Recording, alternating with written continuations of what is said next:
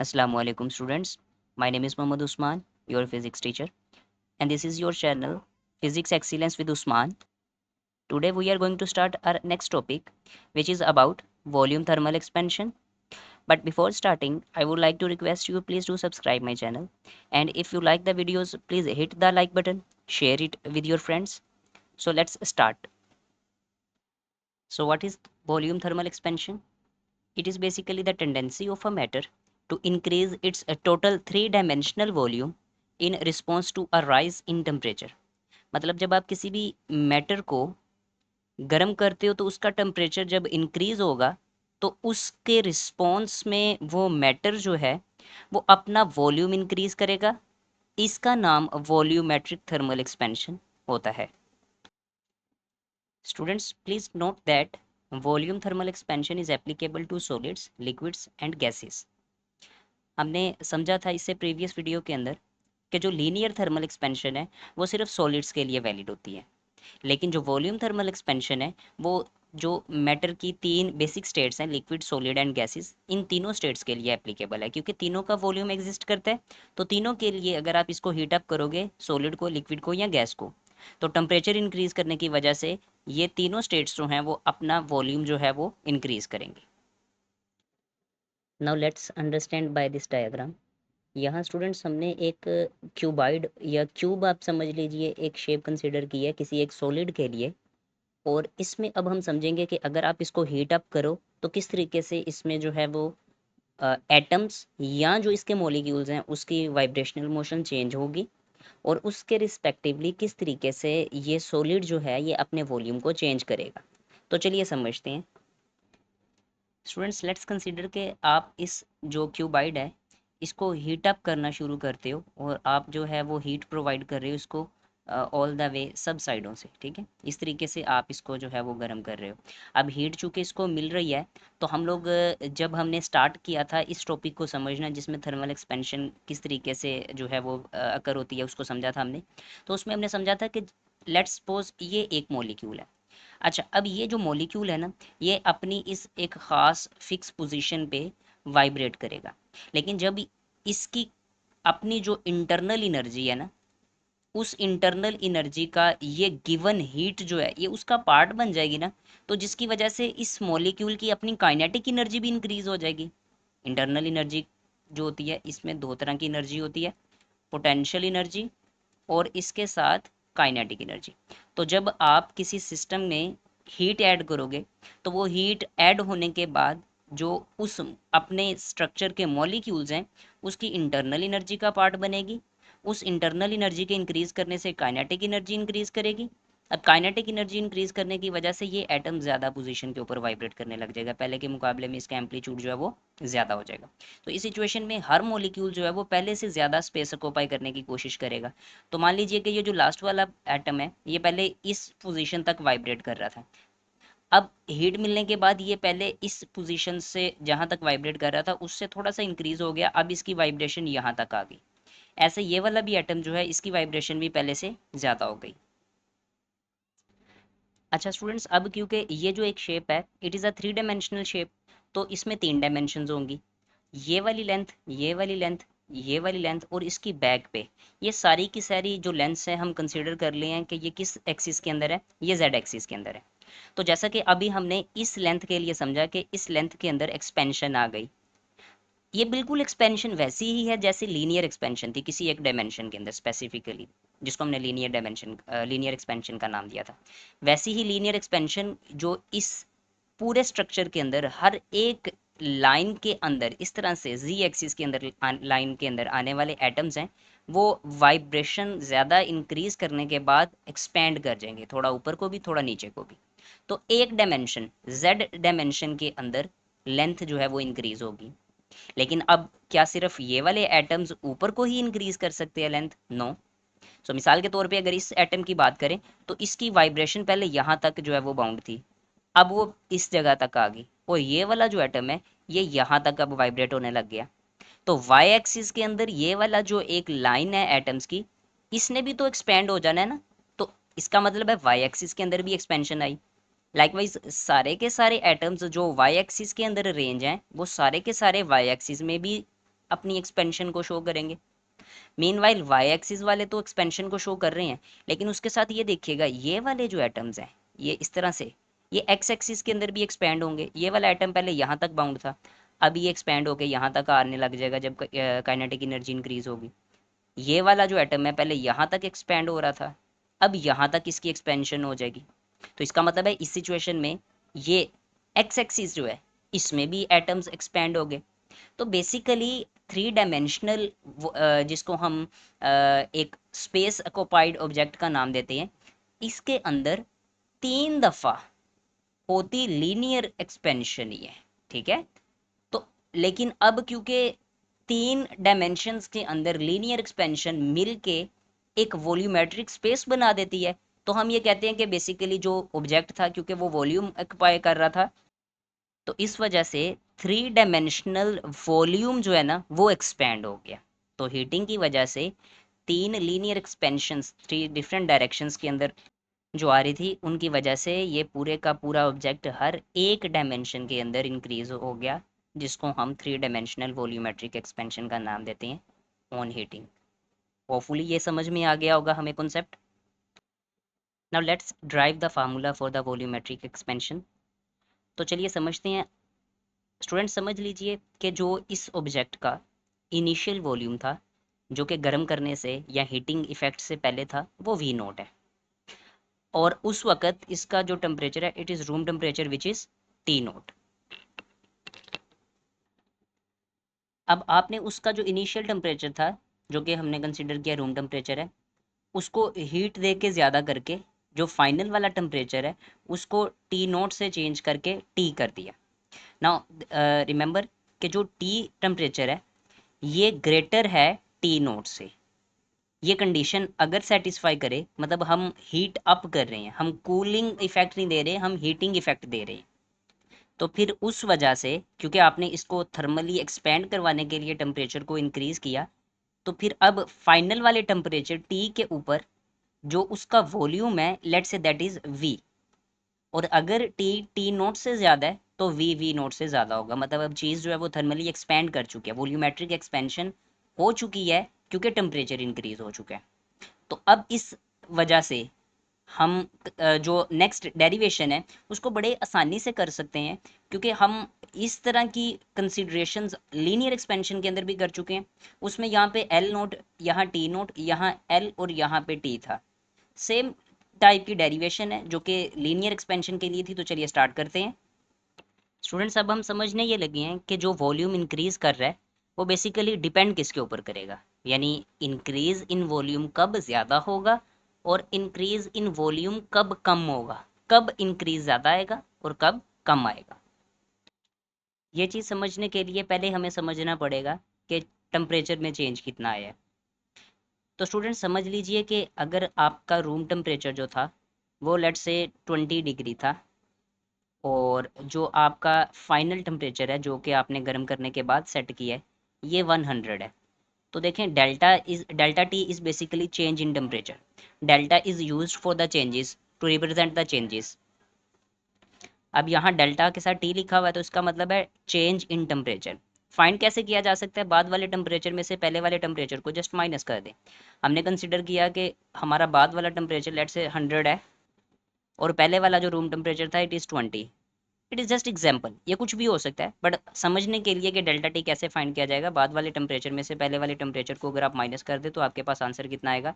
80 degree centigrade. Now this 80 degree centigrade is the change in temperature. ऐसे जो delta V it is basically the change in volume and we can calculate it by subtracting the initial volume by the final volume. अब ये कुछ भी हो सकता है, initial volume 1 centimetre cube हो सकता है, बाद वाला वॉल्यूम 1.01 सेंटीमीटर क्यूब हो सकता है, कुछ भी वॉल्यूम हो, लेकिन बाद वाला वॉल्यूम क्योंकि पहले वाले वॉल्यूम से ज़्यादा है तो बाद वाले वॉल्यूम में से पहले वाले वॉल्यूम को आप माइनस कर दो, आपके पास चेंज इन वॉल्यूम कैलकुलेट हो जाएगा। Now we are concerned with this change in volume, it is basically the increment और चेंज। तो अब हम समझना चाहते हैं कि जो डेल्टा वी है ये बेसिकली डिपेंड किसके ऊपर करता है, कब डेल्टा वी की वैल्यू ज़्यादा होगी और कब डेल्टा वी की वैल्यू कम होगी। स्टूडेंट्स चेंज इन वॉल्यूम ज़्यादा होगा अगर आपका इनिशियल वॉल्यूम जो ऑब्जेक्ट का है वो ज़्यादा होगा। ये भी सेम कॉन्सेप्ट है जैसा कि लीनियर एक्सपेंशन के अंदर हमने समझा था कि अगर अवेलेबिलिटी ऑफ एटम एक पूरे ऑब्जेक्ट के अंदर ज़्यादा है, पहले ही ऑलरेडी उसका वॉल्यूम ज़्यादा है, तो फिर उसमें डेफिनेटली चेंज भी ज़्यादा आएगा। मतलब अगर यही क्यूब जो ऊपर हमने समझा ये बड़ा छोटा सा होता क्यूब, इतना सा होता, तो अब क्योंकि ये खुद है ही बहुत थोड़ा सा, तो इसमें बहुत मिनिमम सा एक्सपेंशन आ पाता है, क्योंकि इसमें इतने एटम ही नहीं है, वाइब्रेशंस इतनी ज़्यादा नहीं आएंगी, एक्सपेंशन उतनी कम आएगी। और अगर इसके मुकाबले में पहले ऑलरेडी वॉल्यूम ज़्यादा है, V naught is the original volume और द इनिशियल वॉल्यूम ना, तो अगर ऑलरेडी वॉल्यूम ज़्यादा है तो उस वॉल्यूम के अंदर ऑक्यूपाइड एटम्स भी तो ज़्यादा होंगे ना, तो जितने एटम्स ज़्यादा उतनी ज़्यादा वाइब्रेशनल मोशंस के अंदर इंक्रीमेंट आएगी, मोशन ज़्यादा आएगी, एक्सपेंशन के चांसेस ज़्यादा हैं। That is why delta we जो है वो वी नोट के ऊपर डिपेंड करता है। अच्छा, इसके बाद जो डेल्टा वी है वो जिस चीज़ के ऊपर डिपेंड करता है दैट इज़ डेल्टा टी। अब डेल्टा टी के ऊपर क्यों डिपेंड करता है, हम ऑलरेडी इसकी डेफिनेशन के अंदर समझ चुके हैं कि जो ये वॉल्यूमेट्रिक थर्मल एक्सपेंशन है, यानी कि जो इंक्रीज हो रहा है हमारा थ्री डायमेंशनल वॉल्यूम, ये इसके रीजन ही बेसिकली टेम्परेचर का इंक्रीमेंट है, राइज इन टेम्परेचर है। तो स्टूडेंट्स इसके ऊपर डायरेक्टली डिपेंड करेगा ना, जितना ज़्यादा इंक्रीज करोगे टेम्परेचर, क्योंकि ये तो कॉज है ना, इस कॉज इस वजह की वजह से बेसिकली ये एक्सपेंशन आ रही है, इंक्रीज हो रहा है वॉल्यूम, तो जितना ये ज़्यादा होगा उतना वॉल्यूम इसका एक्सपैंड भी ज़्यादा करेगा ऑब्जेक्ट का। जितना चेंज इन टेम्परेचर कम लेके आओगे आप, उतना इंक्रीमेंट कम आएगा, जितना टेम्परेचर का चेंज ज़्यादा आएगा उतना इंक्रीमेंट भी ज़्यादा आएगा। तो बड़ी अंडरस्टूड सी बात है कि अगर डेल्टा टी से हम चेंज इन टेम्परेचर को रिप्रेजेंट कर रहे हैं, तो इंक्रीमेंट इन वॉल्यूम जो है वो चेंज इन टेम्परेचर के ऊपर डिपेंड करेगा। मतलब अगर टेम्परेचर चेंज 80 डिग्री है और एक और कंडीशन के अंदर सेम तरह का वॉल्यूम सेम तरह के एटम्स के साथ आप यूज कर रहे हो, और इस सिचुएशन में आप 100 डिग्री का चेंज लेके आते हो, तो अब 100 डिग्री वाले केस में चेंज ज़्यादा आएगा वॉल्यूम का, क्योंकि टेम्परेचर का चेंज ज़्यादा है। जहाँ टेम्परेचर का चेंज कम है वहाँ वॉल्यूम का चेंज कम होगा, जहाँ टेम्परेचर का चेंज ज़्यादा है वहाँ वॉल्यूम का चेंज भी यानी वॉल्यूम एक्सपेंशन भी ज़्यादा होगी। अब बस आपको क्या करना है कि इन दोनों रिलेशंस को मिला के एक रिलेशन डेवलप कर लें। यहाँ ये प्रोपोर्शनैलिटी का साइन है, जब इसको इक्वल के साइन में चेंज करते हैं तो हम ये ऑलरेडी जानते हैं कि इक्वल का साइन जब यहाँ प्रोपोर्शनैलिटी की साइन की जगह पर आएगा तो एक कांस्टेंट इंट्रोड्यूस करवाते होते हैं हम। यहाँ ये जो बीटा है it is basically the constant. Students, जैसे बीटा जैसे अल्फा लीनियर एक्सपेंशन के लिए एक कोफिशेंट था, वैसे बीटा वॉल्यूमेट्रिक एक्सपेंशन के लिए कोफिशेंट है। इसको भी हम डिटेल में समझेंगे, लेकिन उससे पहले स्टूडेंट्स एक दफ़ा देखिएगा डेल्टा वी की जगह पे अगर हम डेल्टा वी की value which is V minus V naught, इसकी जगह पर ये सब्स्टिट्यूट कर दें। यहाँ ये वी नोट माइनस में है, दूसरी तरफ जाएगा तो ये प्लस हो जाएगा, V equals to V naught plus beta V naught delta T. अब यहाँ भी वी नोट है, यहाँ भी वी नोट है, तो यहाँ से वी नोट कॉमन निकाल लीजिए। तो इसके साथ क्योंकि कोई भी कोएफिशिएंट नहीं है तो इसके साथ वन होगा, तो जब वी नोट कॉमन आ जाएगा तो यहाँ पे वन बच जाएगा, और यहाँ से वी नोट कॉमन आ गया तो plus beta times delta T आ जाएगा। अब देखिएगा एक इक्वेशन हमारी ये है और दूसरी इक्वेशन ये है, इन दोनों की मदद से आप v फाइंड कर सकते हो। Now what is the v? It is basically the increased volume, मतलब चेंज होने के बाद जो अब वॉल्यूम आपके पास आ चुका है, जितना टोटल अब उसका वॉल्यूम है वो v है। करना आपको क्या है, आपको इनिशियल वॉल्यूम पता होनी चाहिए, उस खास तरह के ऑब्जेक्ट के लिए जो वॉल्यूमेट्रिक एक्सपेंशन कोफिशिएंट बीटा है उसकी वैल्यू पता होनी चाहिए, और साथ में आपको ये पता होना चाहिए कि चेंज इन टेम्परेचर कितना आया था।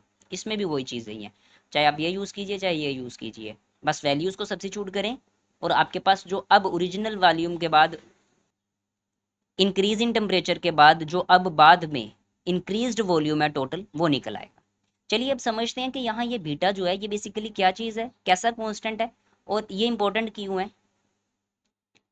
Students, when we started this topic, we understand that when heated atoms vibrate more aggressively and push against intermolecular forces, causing the material to expand. So उसके लिए हम जो है वो डेरिवेशन करने के बाद जो फार्मूला बना चुके थे वो ये वाला था। अच्छा, अब इसमें जो बीटा की वैल्यू है, coefficient of volume expansion beta, इसको भी डिफाइन कर लेते हैं। It is basically how much a volume of a specific material expand per unit increase in temperature. Now यहाँ ये चीज़ इंपॉर्टेंट है, एक स्पेसिफिक मटेरियल की बात कर रहे हैं हम। अच्छा, आप कंसीडर कीजिएगा यही वाला फार्मूला दोबारा से जो मैंने यहाँ पे नोट किया है। यहाँ से बस आप बीटा को इस तरफ रहने दीजिए, वी नोट ला करके इस तरफ डिवाइड करवा दीजिए, तो delta V over V naught हो जाएगा, और डेल्टा टी भी उस तरफ जाके डिवाइड हो जाएगा। मैंने इसको 1/डेल्टा टी की फॉर्म में लिख लिया। अच्छा, अब यहाँ पर ये जो delta V over V naught है, ये वाली जो चीज़ है delta V over V naught, ये basically fractional change in volume है। जैसा कि मैंने आपको लीनियर थर्मल एक्सपेंशन के अंदर समझाया था कि जब भी किसी चीज़ का चेंज उसको डिवाइड करवाया हुआ हो उसी कोई ओरिजिनल वैल्यू के साथ, तो इसको हम फ्रैक्शनल चेंज बोलते हैं। अब यहाँ पे वॉल्यूम है, तो ये देखिएगा change in volume per unit original volume, it is called as fractional change in volume. तो मतलब कि अगर आप बीटा की बात करो तो ये बेसिकली क्या है, ये fractional change in volume per unit change in temperature, इसको हम वॉल्यूमेट्रिक एक्सपेंशन के लिए जो कोएफिशिएंट है बीटा, उसके लिए डिफाइन कर सकते हैं। तो इसी कोएफिशिएंट ऑफ वॉल्यूम एक्सपेंशन को एक और भी तरह से डिफाइन किया जा सकता है, चलिए समझते हैं वो कैसे।